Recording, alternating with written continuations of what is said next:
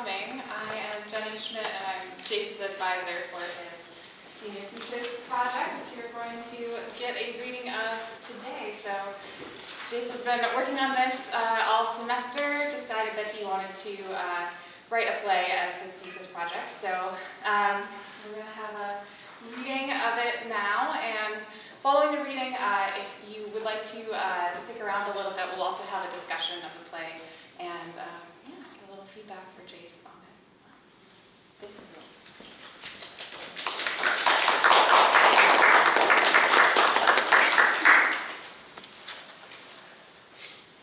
Setting, 1956.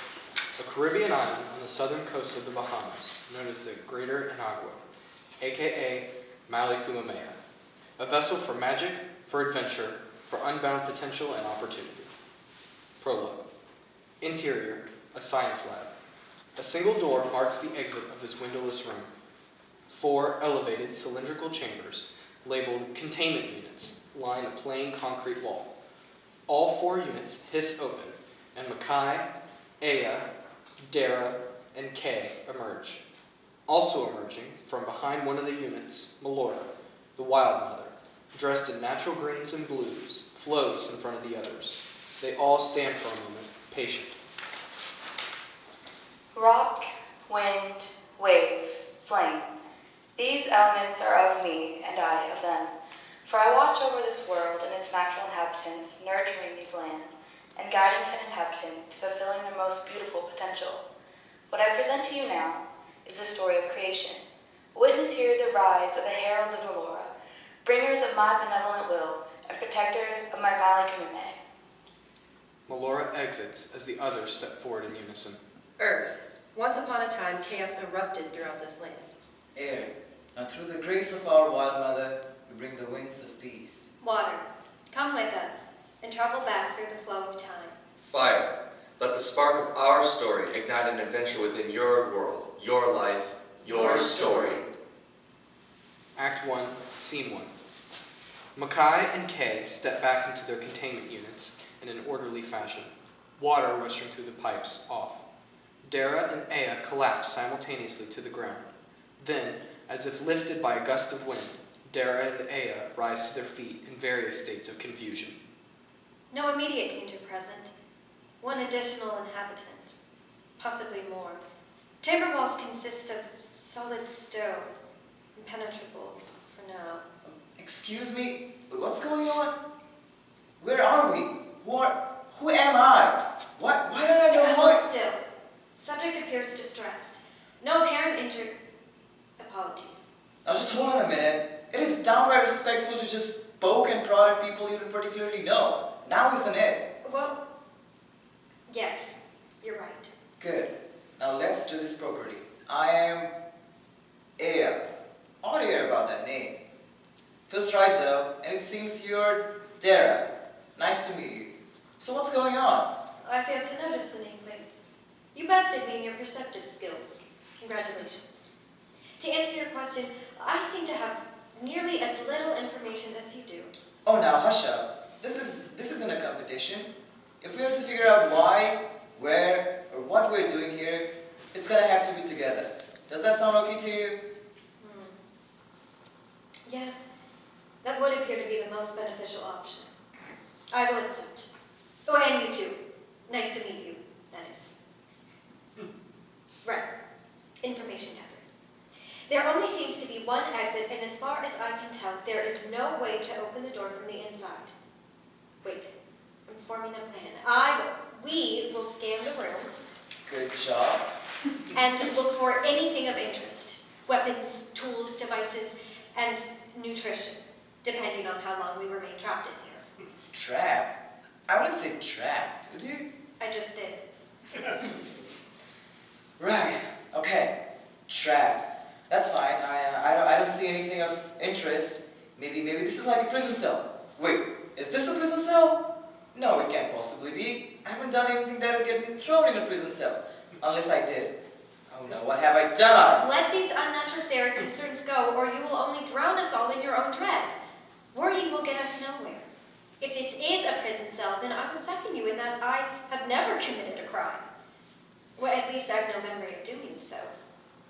No memory of anything, for that matter. Okay, this is not getting us anywhere. What if we let the others out? Yes, Kay and Makai. Maybe they can help us somehow. Or they may pose a threat. Although, not getting out of here does pose a more assured threat. I concur. Let's open them. Look for some kind of switch on that chamber. Ah, here we are. That's it. Pull the red bar. The rocky exterior that covers Makai's chamber starts to crumble, just as Kay's chamber flashes with an intense heat, both creeping open with a hiss of pressure relief. Immediately, Kay bumbles out onto the floor.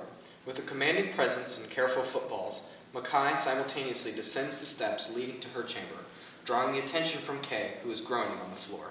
What's going on here? We seem to either be patients under observation or prisoners under lockdown. Information is limited. Are you all right?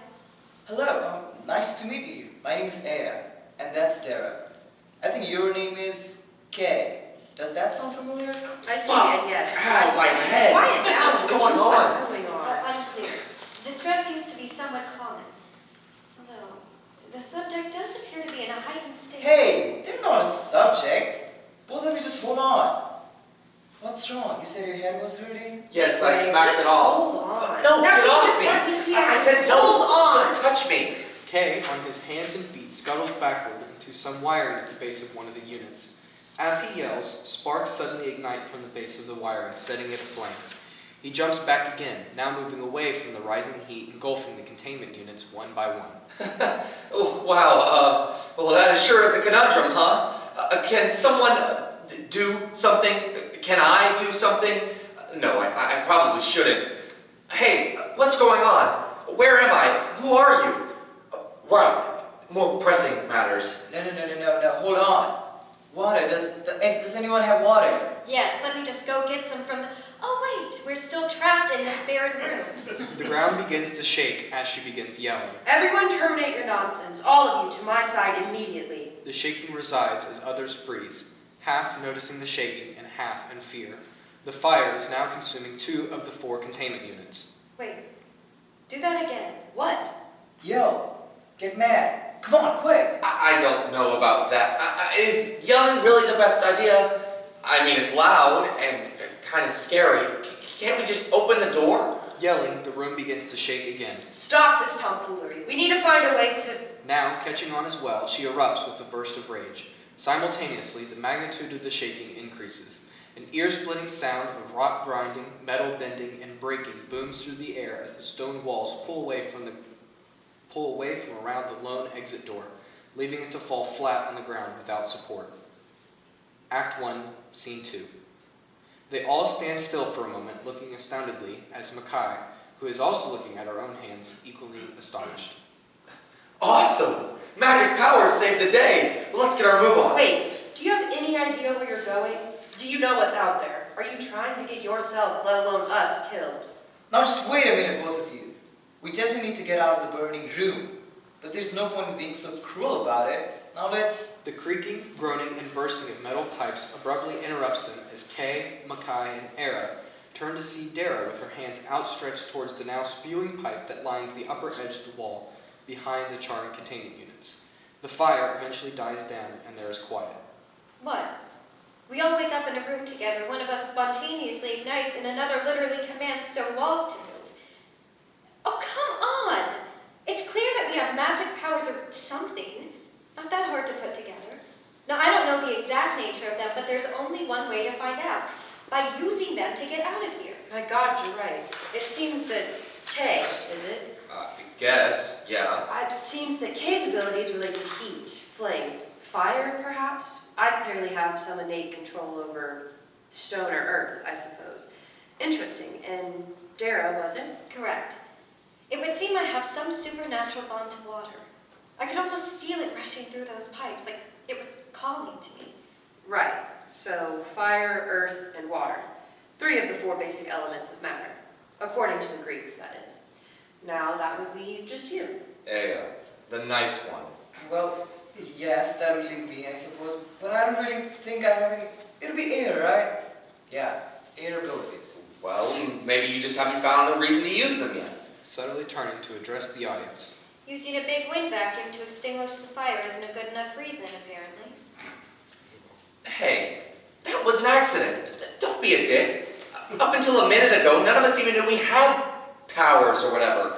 You can't just expect us to know how to use them, even if we all do have them. Well, maybe if you did know how to use them. I'm just saying you don't have to be such a dick. Well, I'm not being a dick. You're being a dick. Well, how am I being a Well, you dick? set the room on fire. I told you that was an Everything- accident. Why are you yelling at me? Would you both just give it a rest? Need I remind you all that we barely know who we are, let alone we still know nothing about where we are or what we're doing here. I just cannot believe. Let's just focus on the task at hand, shall we? I think that sounds like a reasonable plan. Let's stay calm and come up with a plan for getting out of here, yes? Yes. Good. Now the way I see it, we have one option of moving forward, and it's through this long, dimly lit hallway. How foreboding. Seems too narrow to fit us all shoulder to shoulder, so... We need a marching order, right? I will lead, of course. I suggest we have you two, A and K, fall in the middle, with Dara leading the back. Sounds good? Good. Let's get moving. Now, wait a minute, pal. Who put you in charge? Well, clearly Earth is the most durable element, and if this facility is entirely made of the same stone that this room is, then I should navigate us through. Also, upon examination, I seem to be the eldest here, and hence feel entitled to be the leader. The room begins to shake slightly, Unless you wish to prove yourself to me. with sounds of flames crackling as he speaks. Maybe I will. Come at me, eldest. Right as they begin to approach each other menacingly, a strong gust of wind shoves them apart, leaving Makai and Kay on the ground, surprised. They all look to Aya, who stands with his hands pulled in opposite directions. There, are you happy? Now quit fighting. If we don't focus on the matter at hand, we'll kill each other before even trying to escape. That marching order sounds good. Now let's go, unless anyone else has any grievances to air. My apologies, you're right. Onward. As they approach the doorway and advance down the hallway, a disembodied voice echoes around them as if from an intercom. Attention Shift Incorporated employees. The subjects of the Elementalist Division have escaped their containment units. Stop them by any means necessary, immediately. Alarms begin to sound and heavy footfalls off begin to become increasingly louder as Makai, Aya, Kay, and Dara all start looking around and bracing themselves for a fight before suddenly, blackout. Act 1, Scene 3. Quickly, the alarm stops sounding. In the blackout, a voice emerges from the stark silence as the lights dimly rise on Dara, Kay, Aya, and Makai, all seemingly frozen in time. Listen close, my children. Though you have been lost, cast into the depths of these halls, you each were created with a divine purpose. You found my gaze, through chance, through company, and through what deeds you will yet bring upon these lands. Makai slowly unfreezes and becomes aware of the disembodied maternal voice. Earth, my eldest creation, the very foundation on which we walk. Feel those bones of the earth below you. Feel them withstand, feel them quake. Find your balance, my child. Dara becomes unfrozen and begins looking around inquisitively. Water, my life spring to all. From seas to streams, you protect and purify all you touch. Detect your outreach across these lands. Know what they know and feel what they feel. Find your balance, my child. Aya now also becomes aware of the voice as he unfreezes, cautious and calm. Air, my breath through chests and beats of wings, winds that guide and connect all. Know the peace of your stillness. Know the bite of your chill. Find your balance, my child. Kay stumbles forward, unfrozen in time. They all start circling in unison, equally confused and aware of the voice above. Fire, my most youthful spark.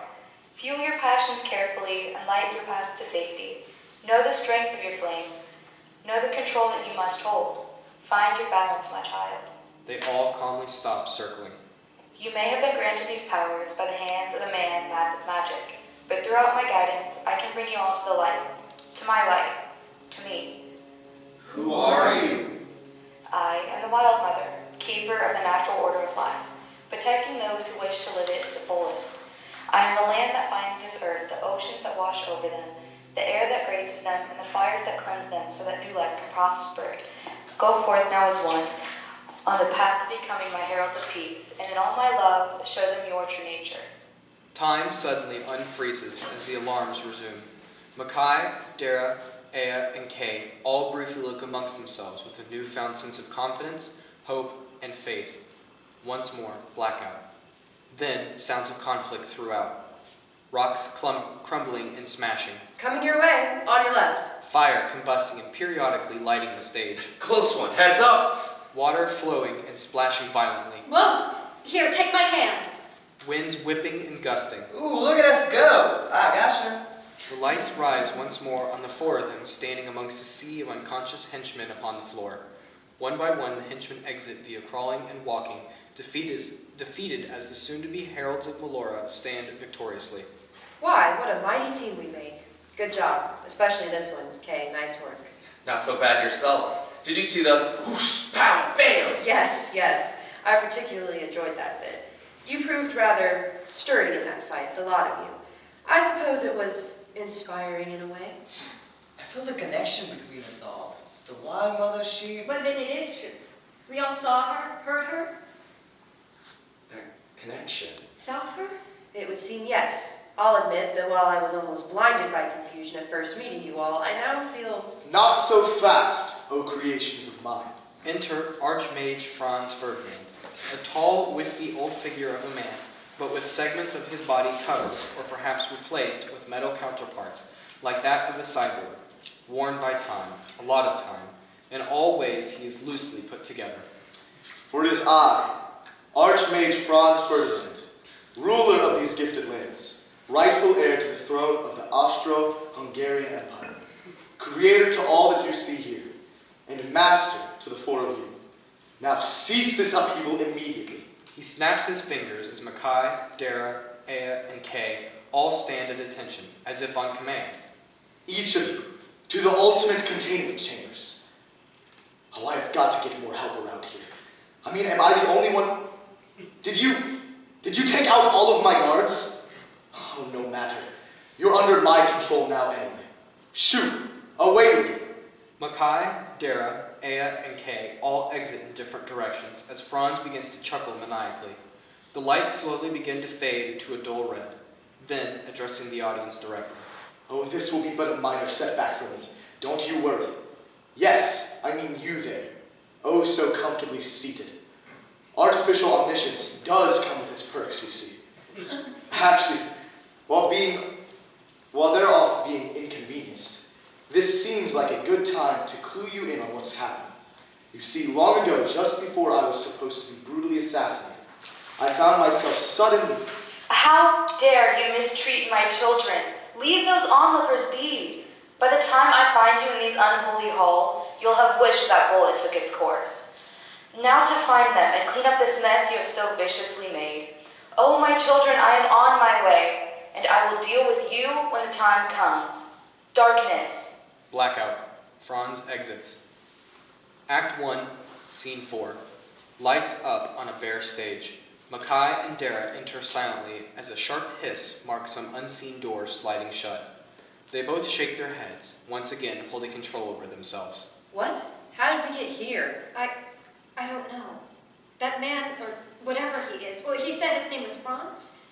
The last thing I remember, something about being the rightful heir to... Regardless of whatever claims he was making, where are the other two? Kay! Aya! It's no use. This room seems to be made of some kind of thick glass. I wouldn't be surprised if no one can hear us. No accessible pipes in here either, which means no access to water power, which means no access to water powers. Glass, you say? No problem. Nothing a little rock, or a big one, can't fix. Throwing her hands forward expectantly, followed by an awkward silence.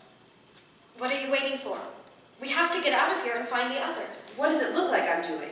Sorry, I can't sense the earth like I could during that fight. I don't know what's going on. It's all right. I can't sense any water either. It must be something about this room that's cutting us off. We have to just remember what the Wild Mother said. We have a divine purpose. I doubt that a few glass walls are destined to stop us. No water, no earth.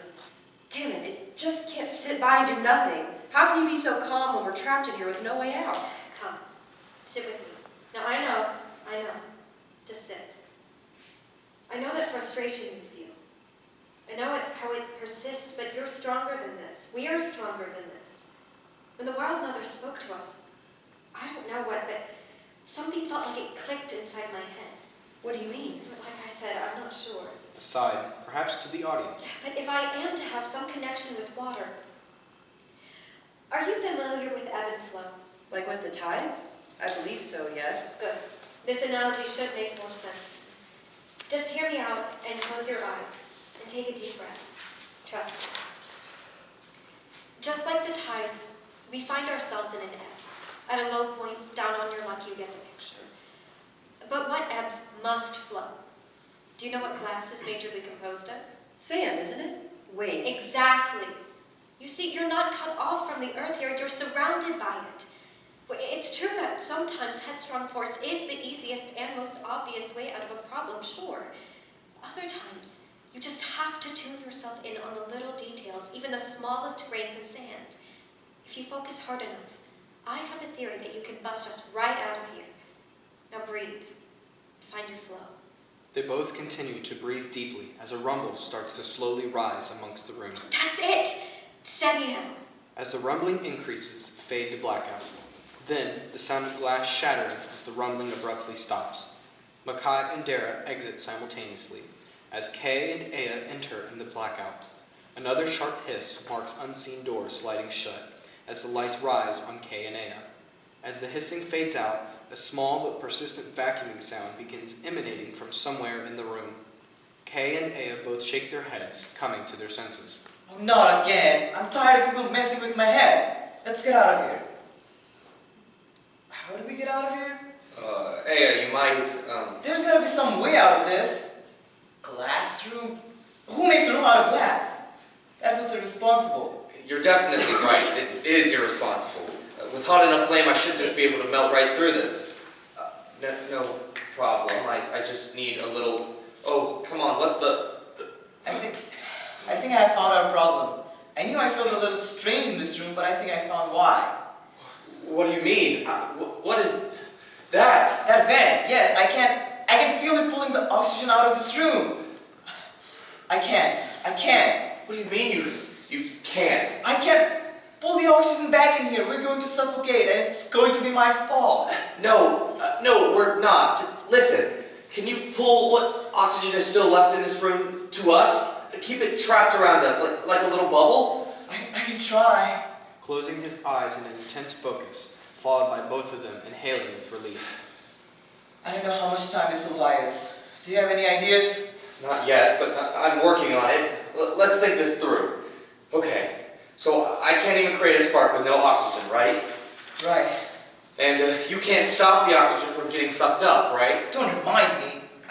I mean, right. Oh, it's not like that. Listen, what if you pushed it all out instead? What? So we suffocate faster? No. Well, hopefully not. Hear me out. If you could just take what oxygen we have left in here and flood that vent and I ignite it at the same time, boom goes the vent and boom goes the room, right? Boom goes the... Right, but there's no point. I barely even know how these powers work. How am I supposed to do that? Stop it. Did you see yourself in that fight earlier? You kicked ass. Granted, that speech the Wild Mother gave us was pretty awe-inspiring, and I don't necessarily have the gall to come up with something like that, but we have to believe in ourselves, and don't we? But we can't lose our spark, pun intended. Wait, that's actually good. Okay, focus up. Breathe. Close your eyes, feel the beat of your heart, feel it race. To the audience, proudly. This is the good stuff. Now focus on that beat, that life source. Know that you are here, right now, with me. And I need you. We're not dead yet, so there's still some spark of hope left. Find that spark deep inside yourself. Use it, and once you feel that connection, I want you to focus it all on that vent. Got it? Yes, and thank you for that. Here goes everything. Lights slowly fade to a blackout as the vacuuming sound solely fills the silence. Suddenly, Aya yells forcefully. Now we're talking! Sounds of flame flaring and glass shattering. Act 1, Scene 5. Sounds of birds and crickets chirping accompany a warm and gentle sunlight rising as Makai, Dara, Aya, and Kay enter and converge center stage, circling carefully. We made it? I hope so. Glad to see we're all alive. Same here. Gotta admit, things were looking kind of dire back there for a moment. I mean, I had total faith in all of you the entire time. Right, same here. Is everyone actually all right? What happened to you two? Actually, never mind. I don't need to know. I'm just happy that you're all safe. Out of the hellhole, too. Now, just gotta figure out where exactly the other side of said hellhole is. They all continue circling before a familiar, dry, sharp voice rings out, breathing heavily. Not so fast, you four. Snapping his fingers as the rest of them flinch expectantly. Now, back inside before I throw you all in the... Why aren't you moving?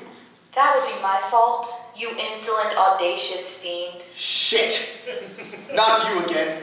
Can't you just... Quiet! Your time of foolhardy godhood ends here. Not only will you never harm any of my children ever again, but you will only serve one purpose after this day. Her voice echoing as lightning begins flashing. From this day onward, Franz Ferdinand, you will be rooted to this spot and set to grow into the healthiest, liveliest, most evergreen tree under all of my gates. You will be made into a being that can and will only provide to this land clean air and good tidings. And so it shall be. The lightning slowly ceases as Makai, Dara, Aya, and Kay all stand astonished, looking up at a tall, robust tree now before them.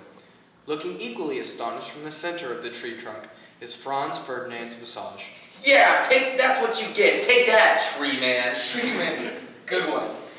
Come, my children, and I will lead you from this forsaken place. Leave him to his woes. Makai, Dara, Kay, and Aya all exit, happily mocking Franz. Alas, my hubris has finally caught up to me. Once I was a man saved from fate, and now I am but a tree. That's just fine then, for I will be the most powerful tree in all of the world. I'll show them that no one interferes with a true god's machinations. Oh, who am I kidding? Franz the tree exits as lights fade to black. Soon after, lights gently rise on Makai, Dara, Kay, and Aya enter, traversing the stage exploratively. Does anyone actually know where we're going? I think so. Well, I have this feeling that we're headed in the right direction, at least. I feel that same sensation. It must be the Wild Mother guiding us. Right. Well, I'm sure as hell not questioning the goddess who can apparently turn people into trees. That seems like a smart move. Well, I don't think she would do that to anyone undeserving. But that Franz guy was evil, right? He totally deserved it. Right. You're right. Stopping in her tracks, No, wait. Kay makes a good point. Kay, Dara, and Aya, halted by Makai's words, turn to look at Makai. What do you mean? Think about it. We all wake up in a strange lab with no idea who, where, or even what we are.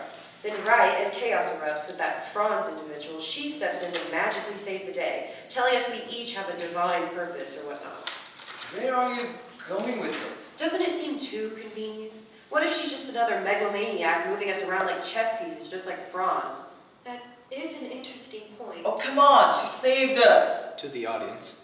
The way I see it, whoever she is, this Wild Mother character is on our side, undoubtedly. Yeah, I agree.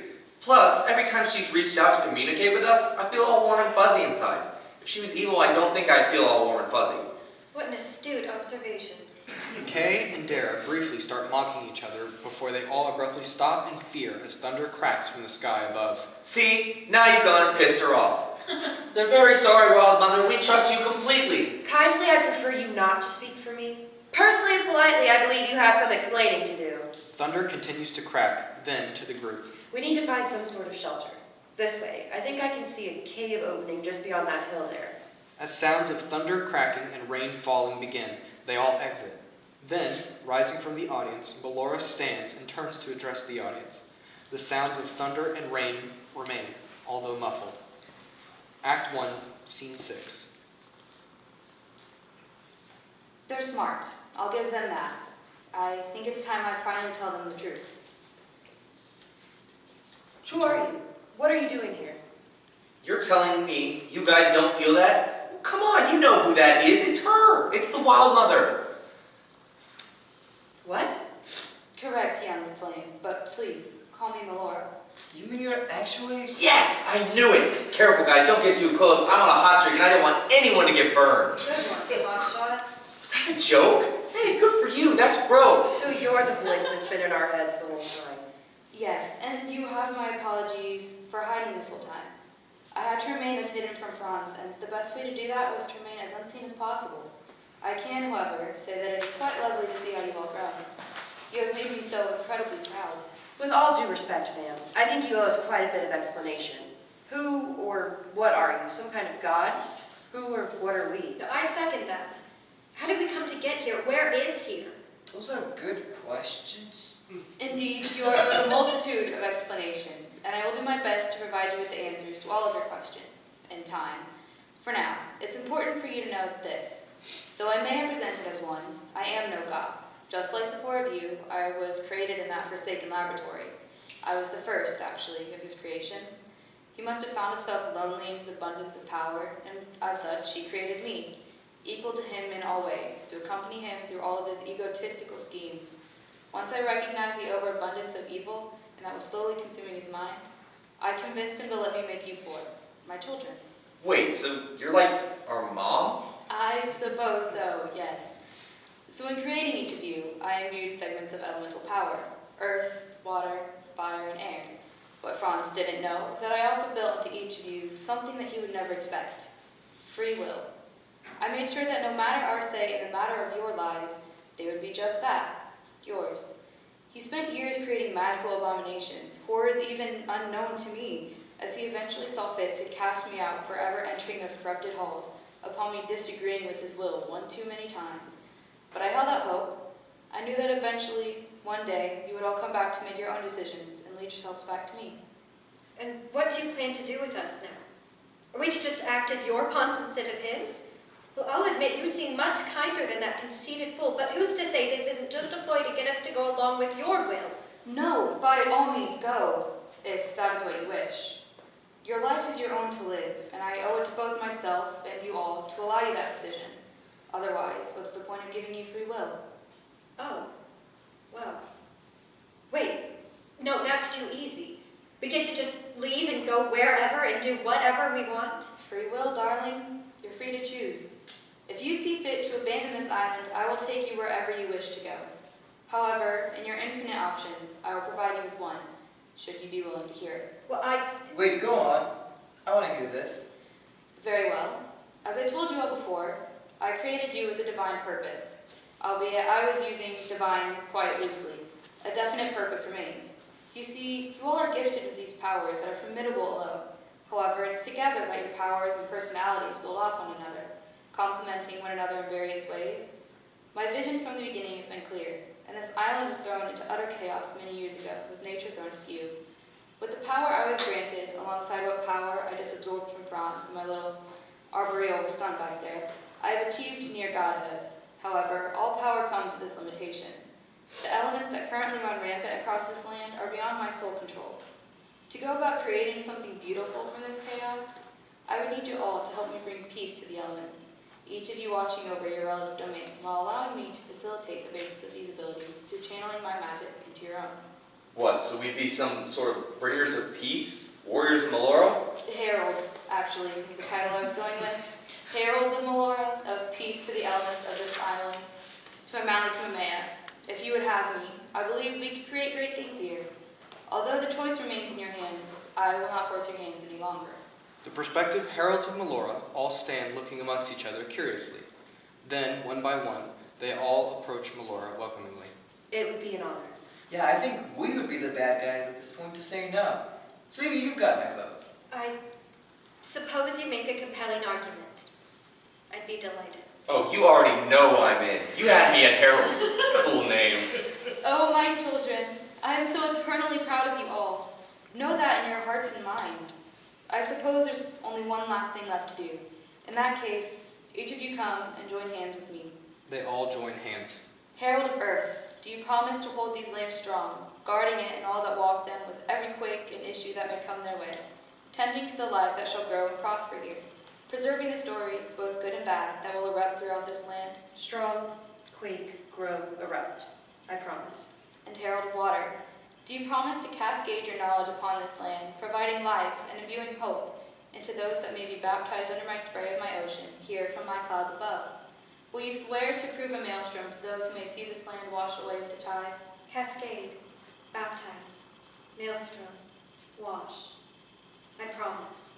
Herald of air, do you promise to impart the winds of peace, casting your vision across these lands and providing a spirit of comfort, allowing those of this land to glide through life with prosperity and joy, upholding an aura of integrity in the presence of chaos? Wind, spirit, glide, aura, I promise. Herald of fire, do you promise to act as a hearth to this land and its people, to impassion and enkindle adventure and story, whilst charring away those that may threaten to make this land and all its potential go up in smoke? Hearth, enkindle, charring, smoke, I promise. One by one, the heralds of Melora turned directly towards the audience, addressing them. Earth. Air, Water. Fire. Today, you have all bore witness to a story of creation from chaos. However, this is just that, one story. This is but one adventure, one path fabricated by the minds of those leading their own stories. In our final moments together, let me impart upon you all this one last thing. No matter your doubts, try. No matter your fears, act. No matter the distress upon your lives, live. Find your balance and live your life and tell your story, as it is only that, yours.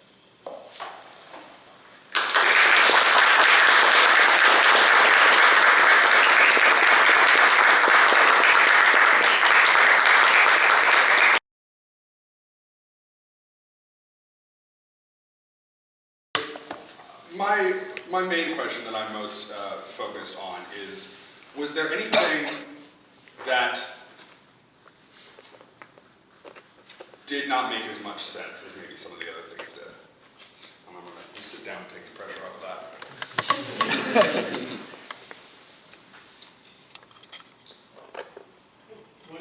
Why the Archduke? So that is a long story. I started writing this story long before it was a play, and that was a little joke bit that me and my friends put in there. And when writing this, I had to deal with whether or not I would keep that in there. But essentially, this takes place in a world where time rewrites happen, like an author rewriting a sentence in a book. And instead of the events happening that led to World War I, he was teleported to a magical island and driven mad with power. Thank you. It's kind of piggyback on Kent. I understood that maybe from the note in the program. I didn't necessarily see it reflected in the play itself. And he seems to be the antagonist in the play. And I never felt he was developed enough to feel any threat. So while I understand, part of it's a nod to your friends and stuff, if it's something that you're hoping to keep in how he becomes more of a threat and what his power is over these individuals. He mentions that he has control and that there were guards, but why does he care about the elements necessarily? Why is he trying to control them or hoard them for himself? And maybe developing that a little more would bring the tension up a little more for that character and the struggle that these elements are facing because of them. Thank you, I very much appreciate that. I definitely, in writing these scenes, I was working from an actor's perspective and trying to balance the amount of lines in some way. But I definitely agree. I felt there was a sort of, not an empty space, but something to be a bit more developed there. So, yeah, thank you very much. Yeah, I think you did a great job with the balance of the four elements. I felt like we got to know them all enough that we understood kind of their personalities. So that was balanced, and I felt like they were one side of the scales and he was the other, and that balance was off when it came to their antagonists. All right, Good thank work you. with elements. Thank you. And yeah, we don't have to focus on one question at a time. If there's any of the questions that you guys want to address in there, or any questions that you have in general, I'm open to any and all comments, questions, concerns, whatnot. To direct it a little bit, in terms of the first question, is the play a tragedy, comedy, or melodrama, or some sort of mixed type? I think, in my perspective, it's a bit, it leans a bit more comedy with a bit of mix in there. But yeah, what are your guys' thoughts? Do you think it leans one way or the other? I think it definitely has a comedic lean to it. I feel like kind of piggybacking off of some of the comments previously, if you were to develop the conflict with Ferdinand more, I feel like it would lean more mixed type, but as it stands currently, I definitely think it leans more toward a comedy. Okay, thank you. Yeah? I also think the sort of like dramatic monologue-ish like ending that you have leads itself to like if that development happens to have a sort of mixed.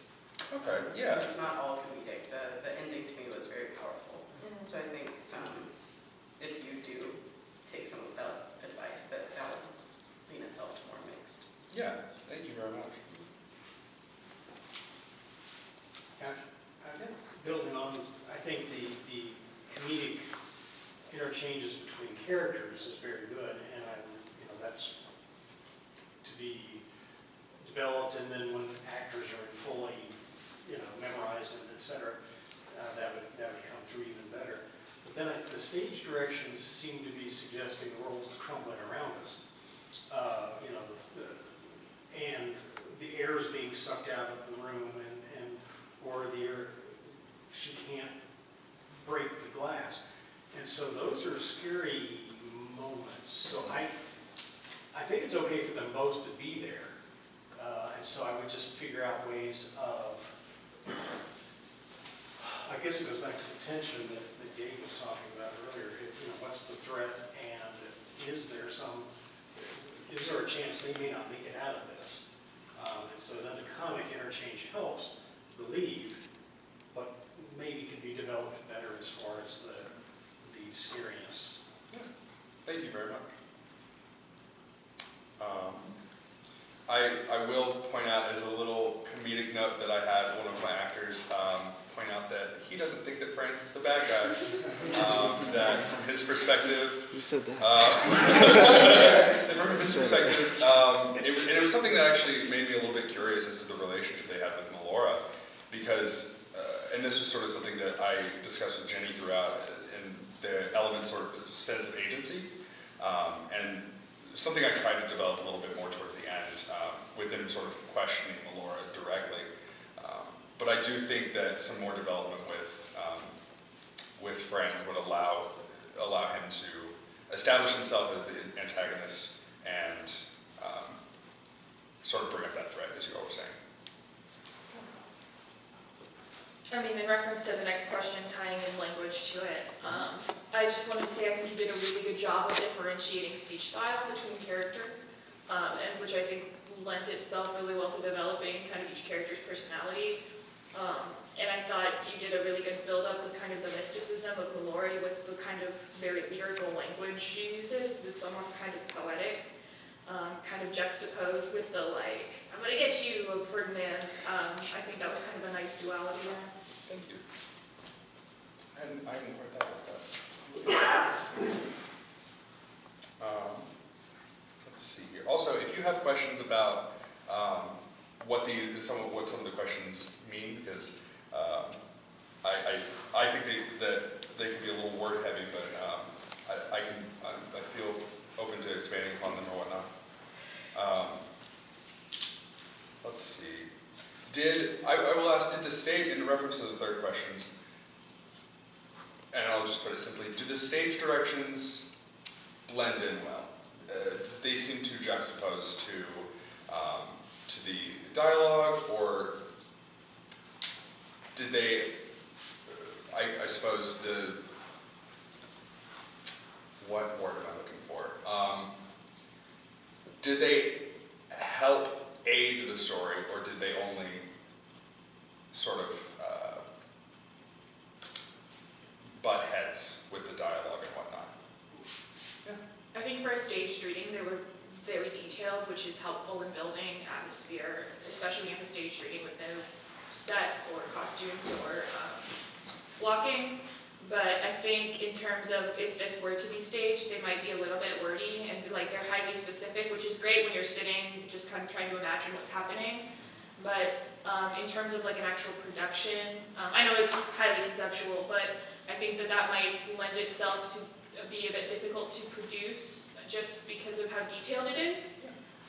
But for a stage reading, I think it worked okay. Thank you. I thought they were very well written stage directions, and like Tess was saying, that they help kind of paint this picture that we're not seeing. Because as a reading, I don't feel like they're supported by the note that's in the program that this is a minimalistic play that could happen anywhere. It was very cinematic in nature, and anytime that I'm in a reading as a director, what I'm listening for is how would I stage this? And a lot of it, I was like, I have no idea how I'm going to stage, rocks falling on people or things burning, et cetera. Yes, it can be done if we have Disney's budget. But it had a very cinematic, this would be a great movie.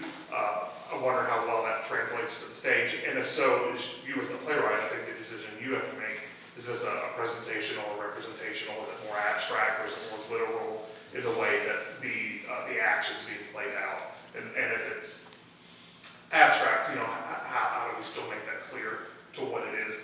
In some of your stage directions, you mentioned sound, which, I love sound design, and I think that really helps the audience understanding what's happening, but it just can't always be sound. So finding that balance is a challenge. I think you've set yourself for a great challenge with this play. So. Thank you very much. It definitely, a lot of this is an ode to some of my favorite sci-fi movies and whatnot, and I definitely think it shows itself. It was like Inside Out and Captain Earth and Angels of America, all that. I was proud of myself because I was seeing Avatar, so I like the introduced me to that.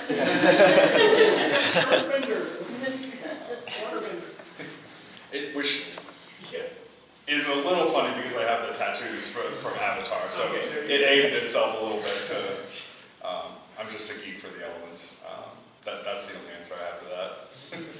I did like the sound choice to have Melora as kind of this omnipotent voice until she meets the perils in person.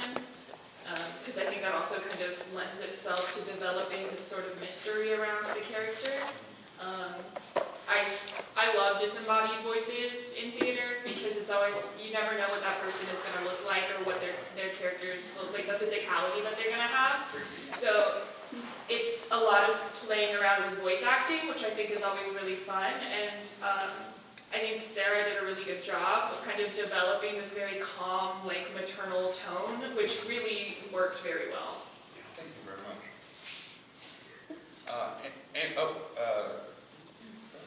I was going to ask a question, actually, a different question.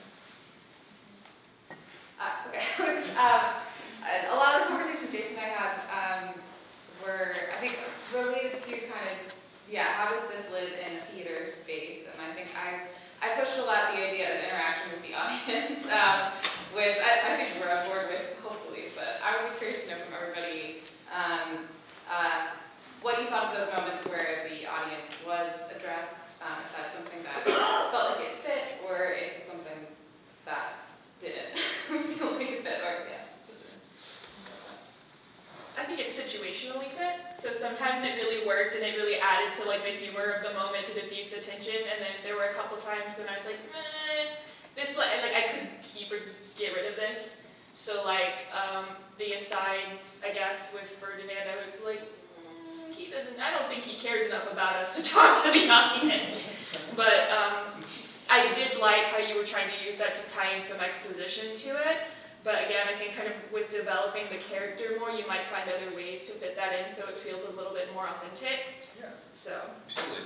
I definitely, to go off of that, I definitely liked the idea of the audience interaction. And part of that was built off of, this play is based off of a homemade D&D game. And so there was a large element of meta-theatrical elements that I was trying to play onto that. But I definitely, it was a challenge finding the right ways to put that in there. I've seen a couple hands in the back here.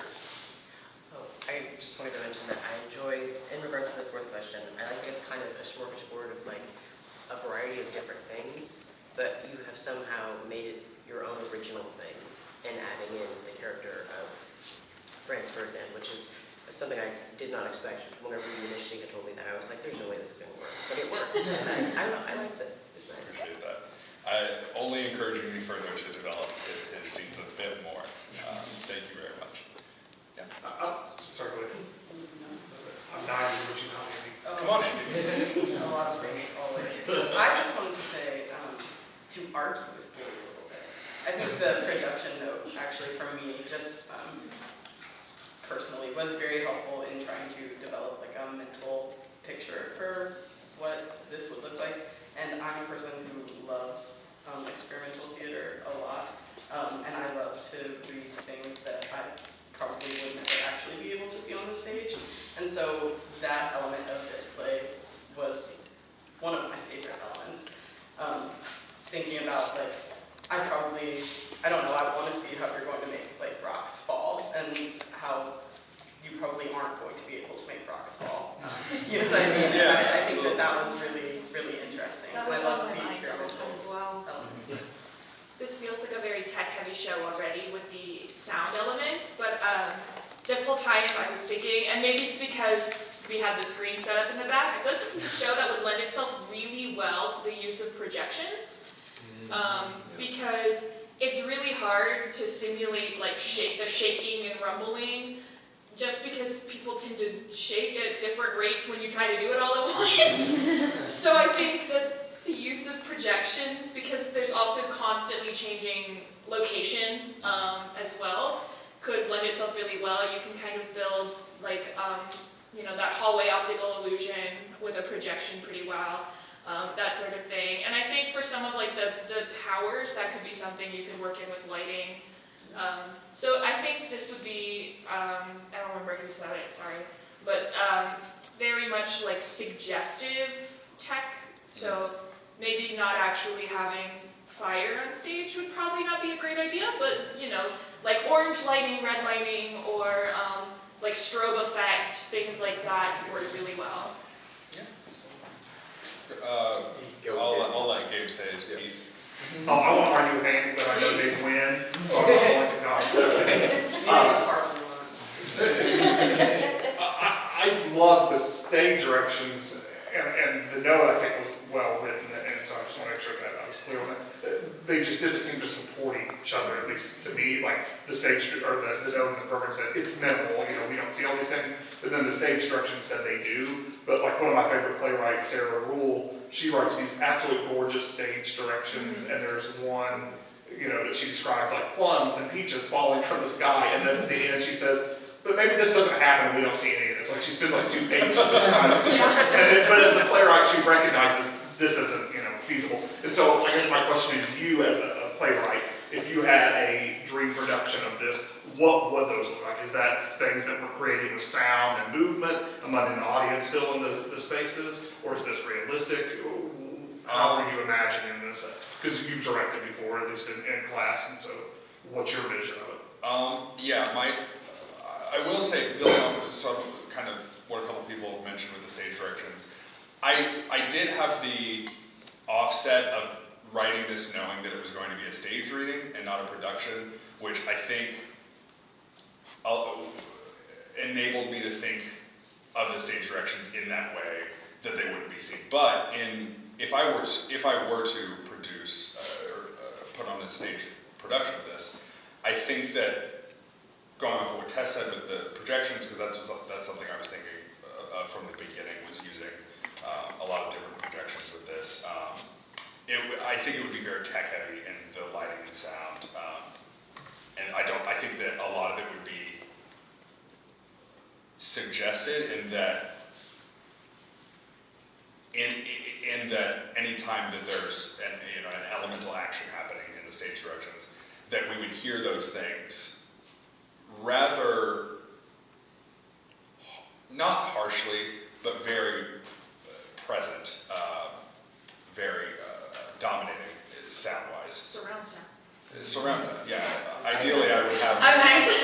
have speakers behind each of the audience members. It's actually a 4D experience. Have you heard of audio installations? I had a question based on Jenny's really quick too. Jenny mentioned the audience interaction. At the end, there was a stage direction that said that the elements all turn towards the audience. Are they speaking to them, or was that just a stage direction that they're all facing down stage for that final tableau? That is a nod to the prologue where they're all speaking to the audience again. Yeah, Because that one felt a little like PBS to me, the Earth, Wind, Fire, to the audience compared to. Viewers like you.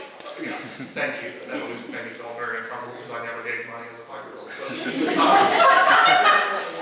Because it's followed from this gorgeous speech that you've written for the Mother Earth character. Sorry, I can't. The wild mother.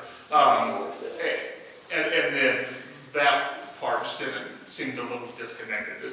If it's directly to the audience, I thought maybe it was more like we're a team. Yeah, I was gonna say, that one almost I feel like would also work as kind of a voiceover, because they're having this almost like group hug moment with their mom or whatever. And then we've already established she can like put her voice in people's heads, so I think it'd be cool if you maybe played around with the heralds putting their voice into ours. So. I like that idea. Yeah, Jensen. Yeah, in terms of like, I would be very excited to see this as a stage production, but I also think as a visual radio play would also be really successful. Yeah. Because like, I kept thinking back to when we were doing radio plays during the pandemic and how you could really mess with sound and even visuals like that. But Yeah, I hadn't considered that. That would be really interesting. I definitely would have to look at a lot of different mediums in order to decide how, because I don't think that, I think that with a dream stage production of mine, I think that it would lend itself to being less of a physical viewing experience. I think that suggesting these things about as strongly as you can through the medium would be the most helpful. But in that, I think that there's a path that I could take to doing a stage production, but I think that some of the stage directions I would have to go back and not rewrite, but just almost change the thematical font, so to say. Oliver. One suggestion I had is, so as you know, you play D&D a lot, and one of the most integral parts of a D&D campaign is the Dungeon Master, which is the person who kind of lays out the story and leads your heroes through the story, putting different obstacles in your way and everything. So I feel like maybe you could play a little bit with the narrator more, maybe making the narrator more of a character, more than just like the overarching voice, and maybe have the narrator be some sort of guide or some sort of just something that you could play around as another kind of omniscient being who maybe not be involved completely in the story, but is always omnipresent. A la Into the Woods, or less involvement than that? Maybe, yeah. I don't know, just something like, kind of incorporating the Dungeon Master kind of in it, if you're going for more of a D&D kind of campaign. That would be, and I know we kind of played around yesterday with having both Andrew and Sarah up in the booth on the mic, but I do think it would be interesting to incorporate the narrator a bit more. Yeah, thank you very much. I have a question for you. So, when it comes to like the elements and how they speak and their personalities, did you model them like, oh, that's how Earth would talk, or like, this is what water sounds like when it speaks? Like, how did you? Yeah, so that?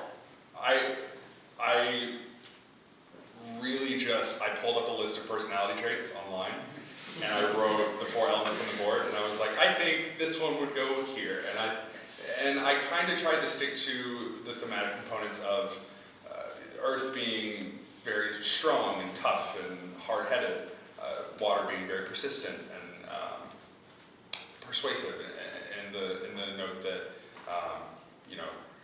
given time, water can cut through a mountain, so to say, and just trying to play on those themes while also trying to make them distinct from other groups of element characters, like from Avatar: The Last Airbender or something like that. So I didn't want to just make fire the bad guy. I didn't want to just, I wanted to kind of switch up the roles from how I normally see these things in media. Thank you very much. I saw someone's hand. Yeah. As I'm a little biased, but as my very first reading ever, I was pleasantly surprised. Thank you. And it was very easy for me to envision what was going on. And I really liked the little psychology aspects that were kind of slipped in there.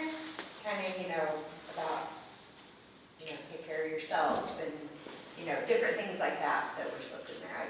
I really enjoyed that.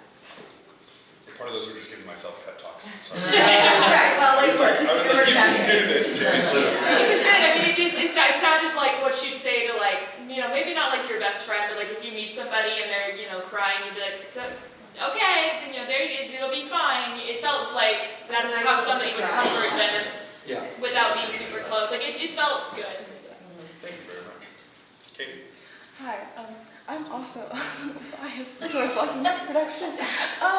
But when I was like looking at your drafts and stuff, it was kind of like, it's hard for me to kind of imagine things in my head. But I was really glad to see how to see the characters interact with each other and the lines that overlap or the lines that fell right after the other. I was really amazed by how all of the actors did that. So that's really more of a compliment to the actors. They are very wonderful. I was gonna say the delivery, reading it, the script, and then hearing some of the lines delivered, the delivery really made some of the lines. There were some lines when I first read it, and I know not everybody had access to the script, but so maybe that's biased. I don't know. But just reading some of the lines, I was like, that's kind of cheesy. But then when Oliver was like, "Did you see when I did the hook?" And I was like, "Okay, that's pretty in character. That works." Thank you. There was an element of trying to approaching the dialogue from both an actor's perspective and from a playwright's perspective, and that I wanted the lines to flow well for the actors while maintaining the balance of driving the plot with the dialogue, of course, and then also just not making it too. I guess what I'm trying to say is a lot of the times when I write things, I know that my academic papers sound different when I read them out loud, for example. And so I was just trying to find the right language, as that question pertains to, and trying to balance that. Thank you. Yeah, Raj. I had a question from an actor's perspective. Is did you have any while you were writing the characters and deciding who to cast or something? Did you have anything in mind what kind of person would play this or which actor would play this? I didn't at first, and then I did that little personality list thing, and I actually this was happening during when Hanover College Theater put on Black Comedy. And so, for example, for those of you that got the chance to see it, for characters like Kay, Oliver's character, I based a lot of the physicality that I imagined for this off of Brinsley. And it was inspired by that, so to say. And so, in a way, and that was just from sort of you write from what you know, I think, sort of prospect. I knew from pretty early on that this was going to be a stage reading, and I knew that I would have to find actors. And I knew that I had theater friends that would probably say yes. And I really, again, appreciate your guys' help a lot. But yeah, not at first, but as the process went along, it only became more solidified. And after that first audition that we did, I was pretty much, we did that one couple of sides, and then I was like, yeah, all right, we're good, go home. Yeah. I think you see that a lot in original productions, though, is a lot of the time, a lot of just acting choices that the first cast makes, people will remember. Whether they choose to copy that or not, I think is sometimes subconscious, but I mean, you constantly hear people talking about oh my gosh, the original cast is the best. No, that's just the first one you saw. But I think in this, you guys did a really good job of making these characters your own. So. All right. Let's see. I think we've addressed each of the questions a little bit.